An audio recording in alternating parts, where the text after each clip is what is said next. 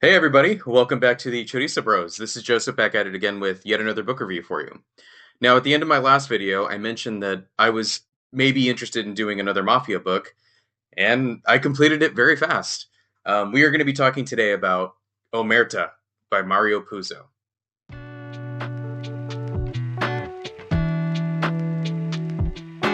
So, Omerta was published in 2001 posthumously. Unfortunately, Mr. Puzo passed away before he was able to see this book published. And I think it says a lot about where this book was before it got published. Before I decided to do this book, I looked up a few things online about kind of what the reviews were, what people were saying about the book, positive and negative things. And I noticed that this was getting kind of trashed a little bit in some corners of the internet. And that's not where I fell. I happened to find this novel to be extremely fun. I was definitely taken aback by the tone of it. It definitely is still a mafia book, very much a Mario Puzo book. But if you're expecting to get The Godfather again, this is not that. So if you're going to be reading this, go in knowing that this is going to be a similarly mafioso kind of story, but it isn't going to have that grand, almost operatic scale that The Godfather had. Almost as though he was actively doing that. He was trying to get away from that style and the sort of romantic idea of the mafia don, and kind of bring it into, I guess, it's hard to say because it's a smaller scale in terms of how big the book is, but the events in this are quite big. And I'll explain that here in just a second. But it's a shorter novel. There's not as many characters, and it is full of intrigue and betrayals and all the things you're expecting to see. Violence, all of that is going to be in here. The way this story is told, however, is a far cry of what he normally does. He does lean into this with a lot more humor, I found. Now, I don't know if it was just my personality or like the things that I find entertaining that made me really find this book funny in a lot of ways, and that I didn't really have that in The Godfather. Maybe he was intending for it to be sort of a more of a romp and more of a fun mafia story as opposed to the tragedy that I thought The Godfather was. I'm Let me go ahead and apologize. I'm gonna be I'm gonna be comparing it to The Godfather a few times, and I'm sorry for that. But it's hard not to with a story like this, with an author like this, right? Their most famous thing is this one project, and unfortunately they're going to be compared to it constantly, right? So my apologies for continuously bringing up The Godfather, but you probably know that, and you might not know this. Our main character, our protagonist, is I'm probably going to mispronounce this, Astori Viola, who is taken in by the Don of this story. You find out some of their origin stories, but basically he is taken in as a young kid into this family and brought up to be mafioso by this Don, whose own children he keeps at arm's length of the family business. Now, again, that Godfather reference, right? The thing is, the sons are all aware of Don Corleone's business and what that all entails. In this, they are aware of it, but the Don that takes in a story it keeps them all, very much away from the business. He actively keeps them out of it. There's no chance of them ever being interested in it. He doesn't want them to know really anything about it, of course, because the violent things can happen. But he's very much on his way out, right? So this is towards later in his career, the Dons, and he sort of sets up this safety net for his family of having controlling interest in a bank. And he, being in this business, knows that at any point his life could be in danger, even though he's doing his best to stay safe and keep his family safe and keep his legitimate businesses running.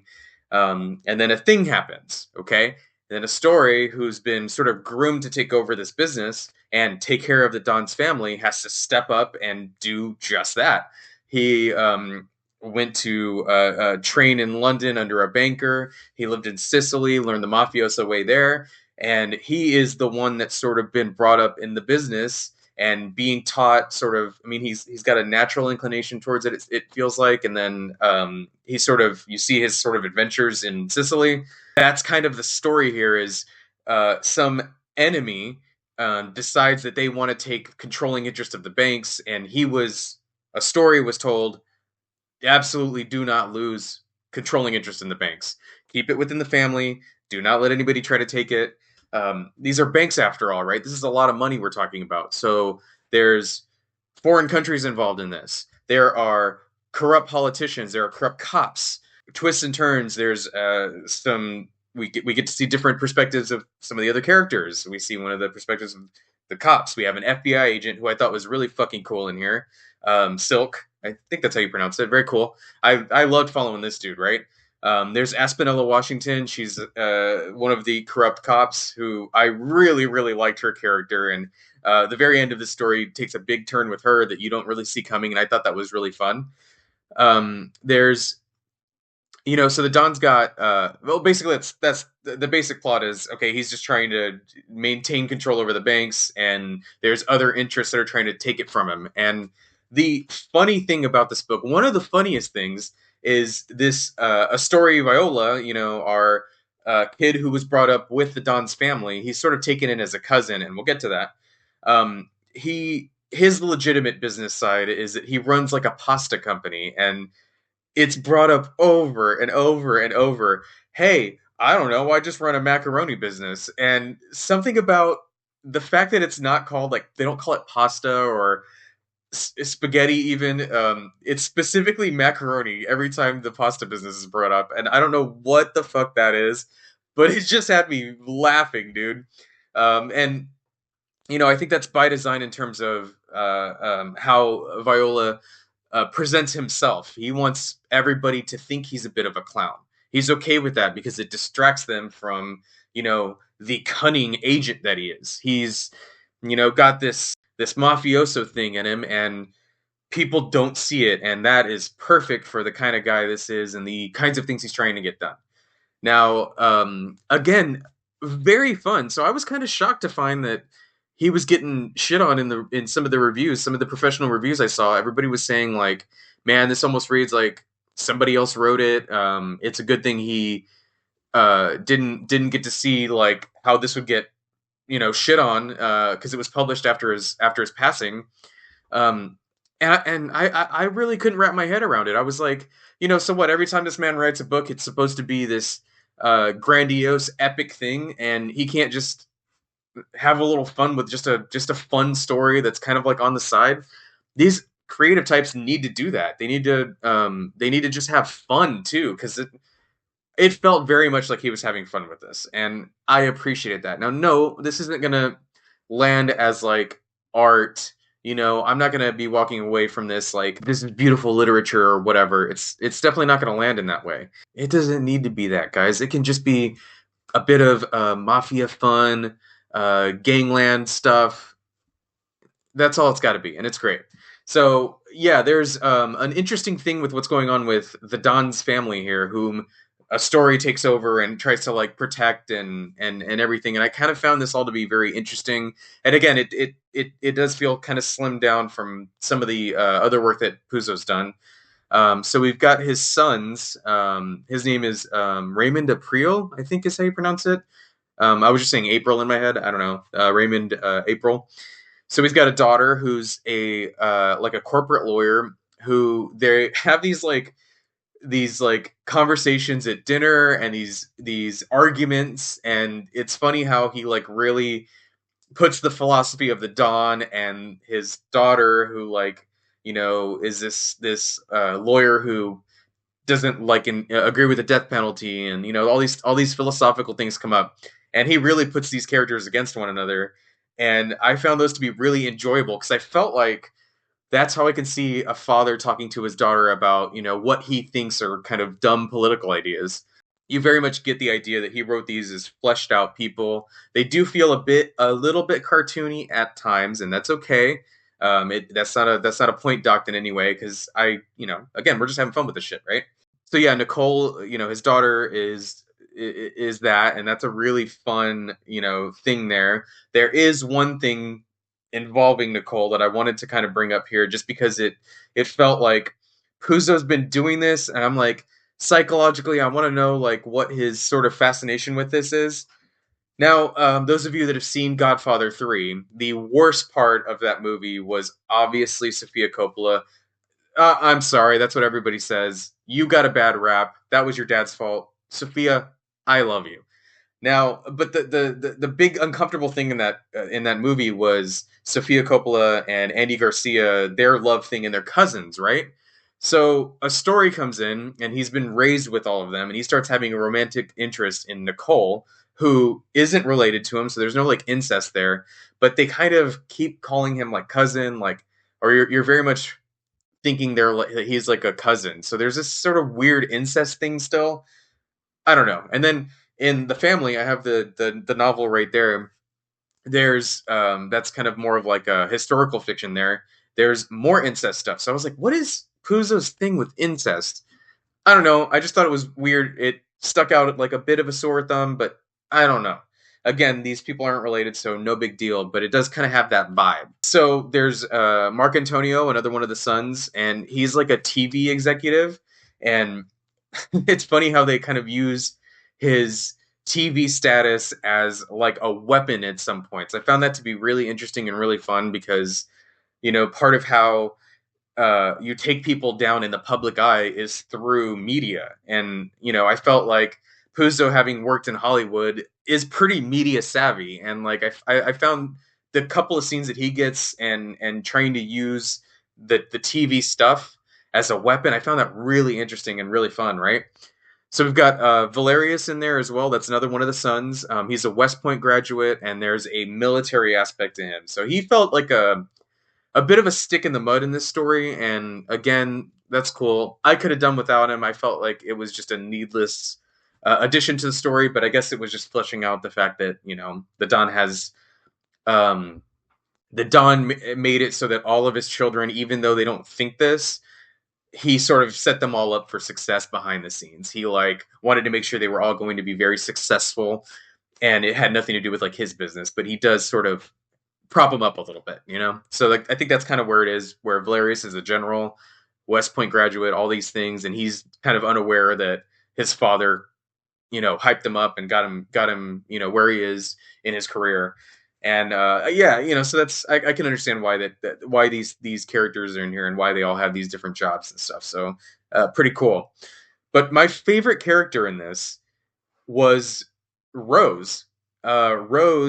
Rosie.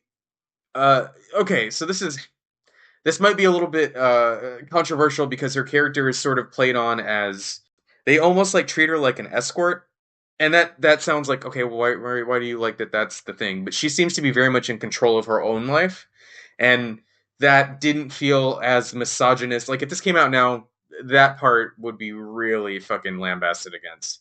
And I'm even struggling it now, as you can tell. This is something that like it makes me sound like that's part of her character, that like, oh, like of course, why is he making this this character like that, because she's very like sex positive and whatever, but it very much like goes out of its way to, she's not like an escort, but she like develops these relationships with powerful rich men. She never asks for any gifts, but she never refuses a gift. So there's this kind of thing with this character, and it's somebody that Astoria's known since he was in like college age, teenage, and he keeps this friendship with her because some events happen, and they have this bond throughout the whole story, and you kind of see why he like latches onto her and why she latches onto him, and she's just a fascinating character. There's one of my favorite digressions of this book. Spoiler, just in case you are going to check this out. I definitely recommend you do. Very early on in the story, there's a couple of assassins, twin left-handed assassins, who you get to see chapters from their perspective, which is really fucking awesome because you see kind of like how methodical they are. They're twins, but they have kind of different personalities, and they have a very strong like brotherly bond, and they're fucking mafia assassins, right? So they actually take out Don April, and that's kind of like the inciting incident in this. Is like this what kind of makes the story start, and Again, our protagonist's story has to come in and like fix everything. But I loved the chapters where we saw the assassin brothers. So fucking fun. Like I had so much fun with this book, man. It's incredible. It's so much fun. I still can't like wrap my head around why people didn't like it. Now might be a good opportunity to kind of check out the book a little bit. I usually like to read a couple things out of it, so we'll see if any of this lands. I might edit some of this out. I tend to do that. The Don understood that the glory of America was the emergence of great families, and that the best social class sprang from men who had at first committed great crimes against that society. It was such men who, in search of fortune, had also built America, and left evil deeds to crumble into forgotten dust. That's the idea of the philosophy behind the Don, right? If the husband had killed the wife, he would not have been concerned, but the beatings posed a danger to his business relationship. An enraged wife could make certain testimonies, give certain damaging information. You know, the wives, you can't treat them bad because they might turn on you, and it could ruin everybody's business, not just yours. I highlighted this part because I was like, man, like, okay, I mentioned earlier that I found this book to be very fun, and there's a lot of humor in here, you know, the macaroni and stuff aside. But man, he really leans into like the ruthlessness of these guys and how far the violence goes. In the bright Sunday morning sunlight, on the dirt road leading to the famous church of the Blessed Virgin Mary, a huge white horse cantered slowly.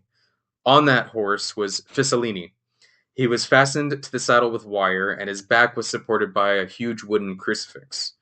He almost looked alive, but on his head, like a crown of thorns, was a nest of twigs filled with green grass to form a mound, and mounted on that nest were his penis and testicles. From them, running down his forehead, were tiny spiders of blood. That's a fuck of an image right there, dude. Mario Puzo knows how to bring that shit home, and I really appreciated that. Yeah, I mean, overall, guys, this is a wonderful novel with all the caveats, all the hey, don't expect this opera, don't expect that, don't expect the Godfather 4 or some bullshit. Just enjoy this for what it is. It's fast paced, fun, really interesting characters, fun betrayals, fun intrigue, corrupt politicians, corrupt cops, banking, money, philosophy. It's got pretty much everything in a very, manageable package there. It's not a huge book, not a tiny book either. Yeah, I had a fucking lot of fun with it, man. I burned through this thing real quick. I'm probably going to knock out maybe another Mario Puzo book at some point soon. Maybe The Last Don. That might be the arena we go to. I'll probably hold off on The Family for a while. I don't know that that's going to interest me right now. Or I might do a horror. I don't know. We're going to do some fun stuff. But I'm going to keep reading until we can get the guys back together and we can bring you like a full length, one of our big movie and book discussions. When I can bring that for you, I'm excited to bring that for you guys. But man, I'm going to keep reading. I need to knock out some more books. I'm having so much fun with this, you guys. So yeah, I mean, that's pretty much where we're at. I think I'm going to close it down. Thank you so much for joining me tonight. Leave some comments, leave some likes. Tell me what I should read next. Tell me if you like this book, if you have read it, if you're going to check it out based on this review. Thank you so much. That's pretty awesome. But yeah, enjoy the rest of your day, guys. Come back and see us again soon.